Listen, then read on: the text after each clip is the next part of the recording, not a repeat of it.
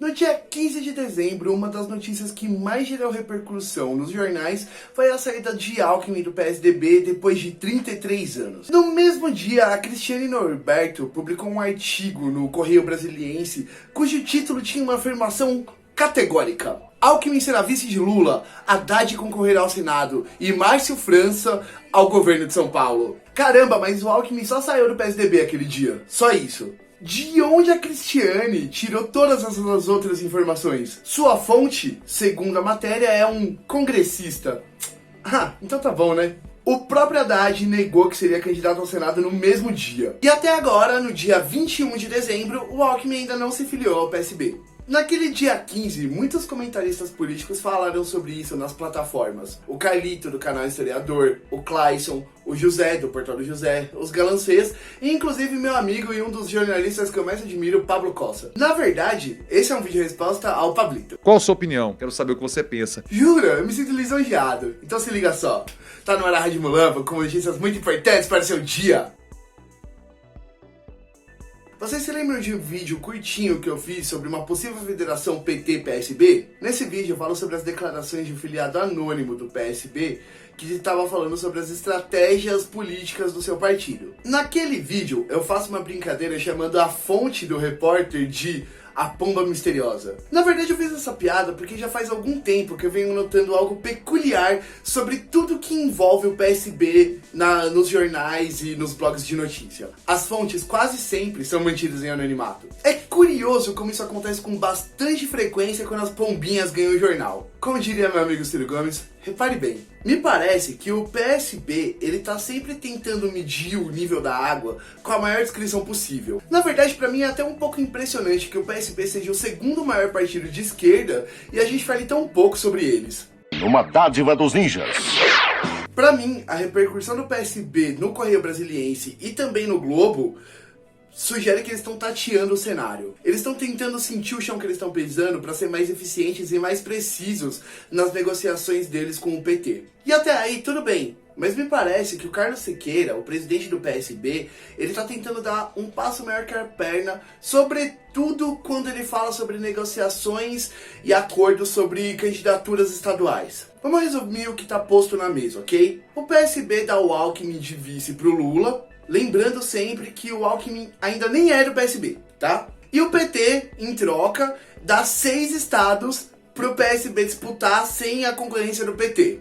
O Acre, o Espírito Santo, Rio de Janeiro, Rio Grande do Sul, Pernambuco e São Paulo. Ah tá, eu entendi, vamos ver. É assim ó, você me dá um vice que você nem tem ainda e em troca eu te dou 6 estados, inclusive o estado mais rico do Brasil. Claro, que negocião, né? Olha só, eu entendo perfeitamente a simbologia que uma chapa Lula-Alckmin tem nesse momento. É nada menos do que o símbolo da unificação de forças democráticas em prol do futuro do Brasil. É lindo, é forte, até poético, tá? Só que tem um porém, Carlos Siqueira. O Alckmin não precisa estar no PSB pra isso acontecer. Ele tem convites abertos dentro do PSD de dado do Kassab e do Solidariedade do Paulinho da Força. Sendo assim, vamos deixar a poesia de lado um pouquinho, valeu? Pensa aqui comigo, eleitoralmente o Alckmin é uma boa opção? Sim e não. Na verdade, é uma aposta arriscada. O Alckmin pode sim trazer alguns eleitores mais conservadores do interior do estado de São Paulo, e muita gente tá apostando nisso, na verdade. Eu, por outro lado, não acredito muito não, tá?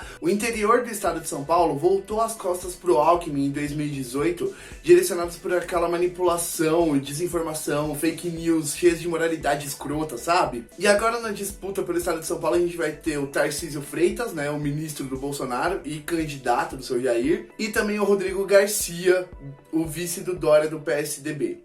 Você acha que esses dois vão jogar limpo? Claro que não. Mas pode ser sim que o Alckmin traga alguns eleitores dentro desse segmento. Mas não todos, não muitos. Eu não consigo ver que isso vai acontecer, porque a disputa em 2022 ela vai ser terrível. Sórdida, como disse a minha querida Mara Luque. E aí, ainda tem mais um porém. O Alckmin tem uma rejeição absurda dentro da esquerda mais purista. Muita gente da esquerda já tá bolada pra caramba só porque essa chapa foi cogitada. E pode ser sim que o Lula perca alguns votos na esquerda se essa chapa realmente acontecer. O PSOL, até o momento, não pretende lançar candidatura à presidência própria, mas as coisas podem mudar se a chapa Lula-Alckmin realmente acontecer. E a militância mais radical da esquerda tá putaça da cara. O PCO chegou a fazer uma manifestação no jantar do Prerrogativa que rolou no domingo, né? Quando o Lula e o Alckmin estavam negociando com o meio mundo da política, né, como disse o Pablo. Pode ser que essa galera acabe votando na Vera Lúcia do PSTU ou no Luciano Péricles da UP. É bem possível, se rolar uma chapa Lula-Alckmin. Mas essa galera mais radicalizada da esquerda é uma minoria, na verdade. Então, sendo assim, o Lula perderia alguns votos na esquerda, ganharia uns na direita, os números não mudariam muito no fim das contas. Ou seja, eleitoralmente, Geraldo Alckmin continua sendo um picolé de chuchu. Ok? Mas existem duas vantagens interessantes pro PT nessa composição Lula-Alckmin. Uma delas é deixar mais tranquilo setores mais conservadores, tanto da sociedade quanto do mercado. E a segunda vai de frente com tudo que o Correio Brasiliense e o Globo publicaram naquele fatídico dia 15. O Lula compor chapa com o Alckmin deixa a disputa eleitoral no estado de São Paulo praticamente livre pro Haddad. Sendo assim, senhoras e senhores, me parece bastante improvável que o PT abra mão da candidatura em São Paulo por causa de um vice que o PSB, na verdade, nem tem pra oferecer. Tá vendo só como o barato é muito louco? Mas, olha só o que o Lula falou lá no Podpah. Ô, Mitico, você não imagina o tesão que eu tô pra consertar esse país. Pois é, galera, e o governo do maior estado do Brasil alinhado com o governo federal de uma forma como nunca houve, né, durante nenhum governo PT, seria extremamente estratégico para realizar esse tesão aí. Seria muito eficiente para consertar o Brasil. E vamos combinar, como tem coisa para consertar, né não? O Carlos Siqueira e a direção do PSB precisam colocar o pezinho no chão, certo? Eles estão querendo tudo sem oferecer nada, de fato. Eles não têm o Alckmin ainda. Não tem. Só que é o seguinte, esse olho gordo aí deles pode acabar comprometendo posicionamentos estratégicos durante as eleições estaduais pro PSB. Vamos repassar aqui rapidão a situação de cada estado. Eu não vou falar nem do Acre, nem do Rio Grande do Sul, porque na verdade nem o PT nem o PSB tem muita chance por lá, certo? Então vamos falar dos outros 4. O Rio de Janeiro tá consideravelmente seguro pro PSB, porque eu acho que ninguém de esquerda vai realmente tentar disputar com o Freixo por lá, né? A situação do Rio ela é muito delicada e ela transcende muitos interesses políticos, sabe? O interesse de salvar o estado do Rio de Janeiro é maior do que tudo, certo? Então eu acho que ninguém vai interferir com o Freixo lá, certo? Em Pernambuco a coisa muda bastante de figura. A gente tem a Marília Reis lá. E o que aconteceu em 2020 na disputa pela prefeitura foi algo terrível. É algo terrível! O PSB usou táticas praticamente bolsonaristas para alavancar a vitória do João Campos. É algo terrível! Mas uma coisa é 2020, sem o Lula ter apoiado ativamente a Marília. Outra coisa é 2022, com o Lula abraçando a netinha do Miguel Arraes nos palanques, certo? No jantar do Prerrogativas que rolou domingo, o Lula colocou o João e a Marília sentadinhos na mesma mesa e conversaram sobre o futuro de Pernambuco com o PT apoiando o PSB. Mas se as negociações não forem favoráveis, o Lula pode muito bem apoiar a Marília, que já se colocou como pré-candidato, ao invés de apoiar o Geraldo Júlio, que é o nome que está sendo cotado pelo PSB. O PSB quer reeleger o Casagrande lá no Espírito Santo. De fato, o PCBista vem liderando as pesquisas por lá, pontuando mais ou menos com 30%. O segundo lugar é do Contarato, que está pontuando agora com 9%.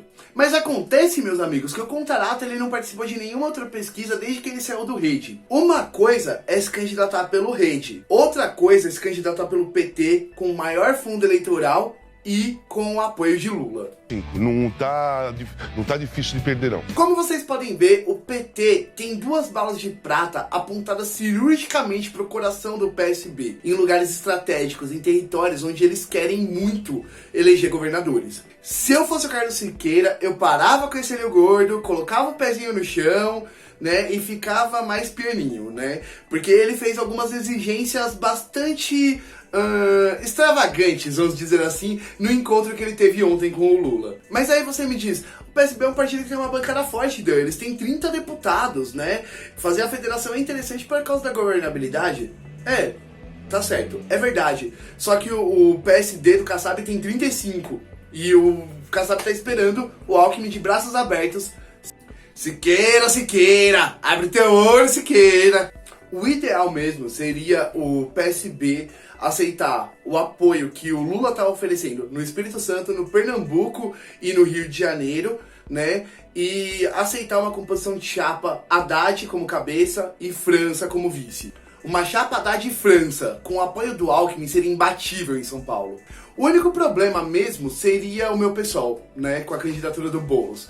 Né? O Boulos poderia atrapalhar um pouco essa candidatura. Mas eu não vou falar sobre isso hoje, porque eu quero fazer um vídeo só falando disso aí. Porque na verdade eu sou contra a candidatura do Boulos, ok? Mesmo sendo do pessoal. Bom, basicamente essa é a minha opinião sobre tudo. A gente tá contando com muitas coisas que ainda não aconteceram, né? A gente tá falando disso como se o Alckmin já estivesse no PSB, o que não é verdade. A gente tá falando isso como se as negociações entre o PT e o PSB já estivessem consolidadas e também não estão, né? E pode passar muita água embaixo dessa ponte, sobretudo se o Siqueira continuar negociando desse jeito, como se ele fosse a última bolachinha do pacote. Ele não é, certo? Bom, e eu sou o Dan, do lado leste da periferia de São Paulo, diretamente pra Rádio Mulambo. Falou, valeus!